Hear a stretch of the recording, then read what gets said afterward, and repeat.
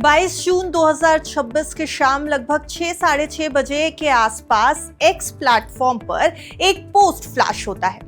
It's been a minute. Cred is ready for its next phase. I'm stepping back and Miten steps in as interim CEO, partnered with an incredible talented team.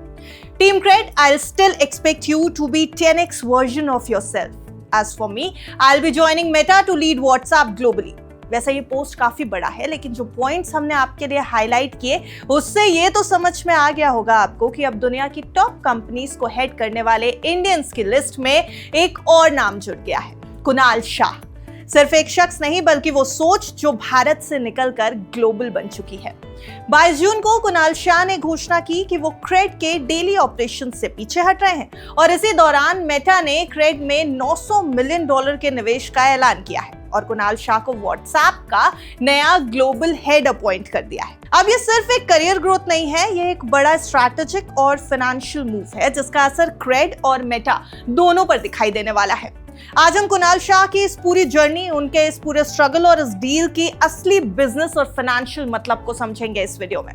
तो चलिए, कुणाल शाह की शुरुआत कहां से हुई, सबसे पहले तो ये समझिए। बेहद साधारण रही है ये शुरुआत। बचपन में फाइनेंशियल परेशानियां थी, आर्थिक परेशानियां थी। 15 साल की उम्र में छोटे मोटे काम करना शुरू किया और 16 साल की उम्र तक काफी हद तक अपने पैरों पर खड़े हो गए थे कुणाल।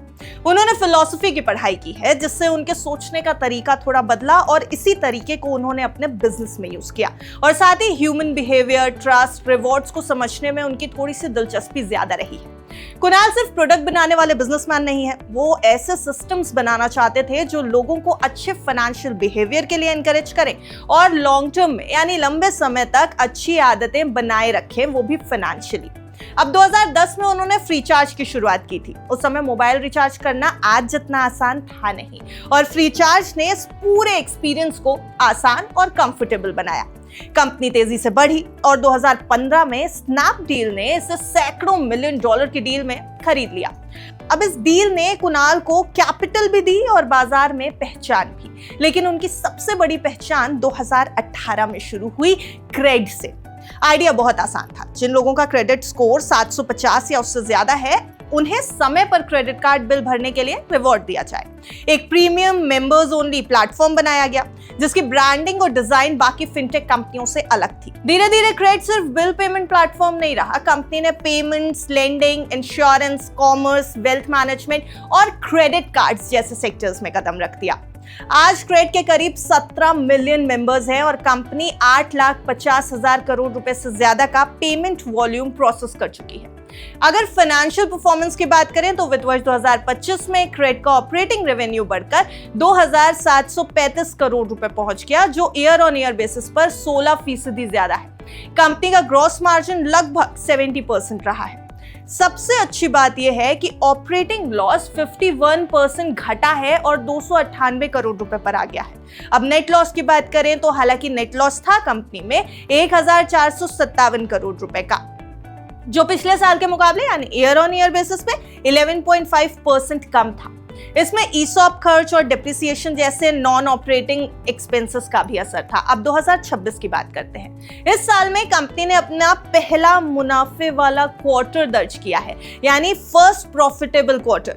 इतिहास में क्रेड $1 अरब से ज्यादा की फंडिंग जुटा चुकी है। कंपनी 4 ईसॉप्स बायबैक कर चुकी है और लंबे समय तक ग्राहकों की आदतें बनाने पर इन्वेस्ट करते हुए भी मजबूत यूनिट इकोनॉमिक्स उसने बनाए रखा है। अब वित्त वर्ष 2023 और 24 के दौरान जब कंपनी के नुकसान ज्यादा थे, तब कई लोगों ने क्रेड के प्रीमियम ओनली मॉडल पर सवाल उठाए।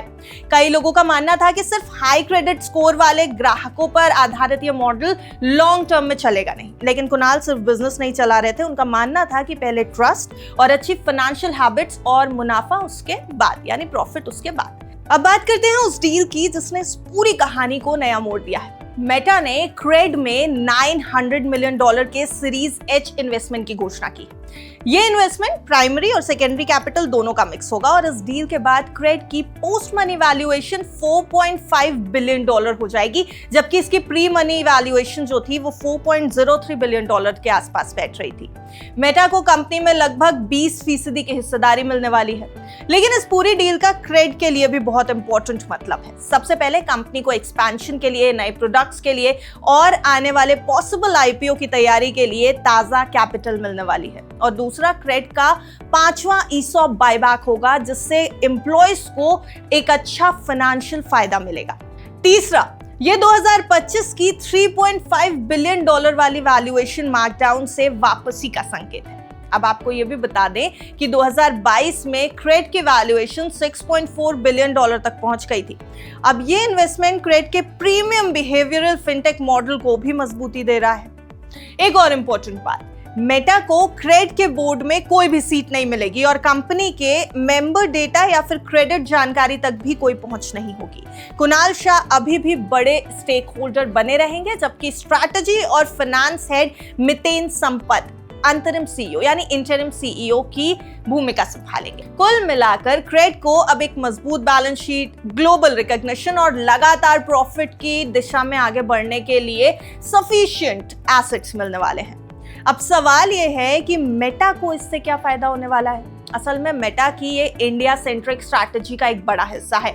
भारत व्हाट्सएप का सबसे बड़ा बाजार है, जहां 500 से 800 मिलियन से ज्यादा यूजर्स मौजूद हैं। मेटा को कुणाल शाह के रूप में ऐसा एक लीडर मिल रहा है जिसने भारत में पेमेंट्स, लेंडिंग और कॉमर्स जैसे सेक्टर्स में बड़े लेवल पर काम किया है। व्हाट्सएप का अगला cycle payments, commerce, AI agents और नए रेवेन्यू स्ट्रीम्स पर फोकस्ड माना जा रहा है। ऐसे में लोगों का भरोसा जीतने और उनकी आदतें बदलने की कुणाल की एक्सपर्टीज बेहद इंपॉर्टेंट हो सकती है। यह कदम भारत के रेगुलेटरी माहौल में रिश्तों को मजबूत करने की एक स्ट्रैटेजी के रूप में भी देखा जा रहा है। साथ ही मेटा ने दुनिया के सबसे तेजी से बढ़ते फिनटेक इकोसिस्टम्स में $900 मिलियन का बड़ा निवेश किया है। मार्क जकरबर्ग और क्रिस कॉक्स दोनों ने कुणाल की बिल्डर मेंटालिटी और डीप थिंकिंग की सराहना भी की है। यानी ये सिर्फ एक सीनियर ऑफिशियल का अपॉइंटमेंट नहीं है, ये भारतीय स्टार्टअप इकोसिस्टम की कैपेसिटी को दुनिया के 3 बिलियन से ज्यादा यूजर्स वाले ग्लोबल प्रोडक्ट में शामिल करने जैसा है। अब अगर इस पूरी जर्नी को देखें तो कुणाल शाह की कहानी संघर्ष, धैर्य और लंबी सोच की कहानी है। आर्थिक चुनौतियों से शुरुआत, फ्री चार्ज की सफल एग्जिट, क्रिटिसिज्म्स के बीच क्रेड का डेवलपमेंट, 2735 करोड़ रुपए का रेवेन्यू, बेहतर मार्जिन, पहला प्रॉफिटेबल क्वार्टर और अब दुनिया के सबसे बड़े डिजिटल प्लेटफॉर्म्स में से एक की कमान संभालने का मौका। ये दिखा रहा है कि भारत ऐसे टेक लीडर्स तैयार कर सकता है जो ग्लोबल लेवल पर भी असर छोड़ सके। वैसे कुणाल की नई जर्नी शुरू होने वाली है व्हाट्सएप के साथ, लेकिन क्या आपने कभी क्रेड यूज किया है? उस एक क्रेड प्लेटफॉर्म की जर्नी को आप कैसे रेट करेंगे? प्लस व्हाट्सएप में क्या कुछ बदलाव आप एक्सपेक्ट कर रहे हैं? हमें कमेंट सेक्शन में बताइएगा जरूर।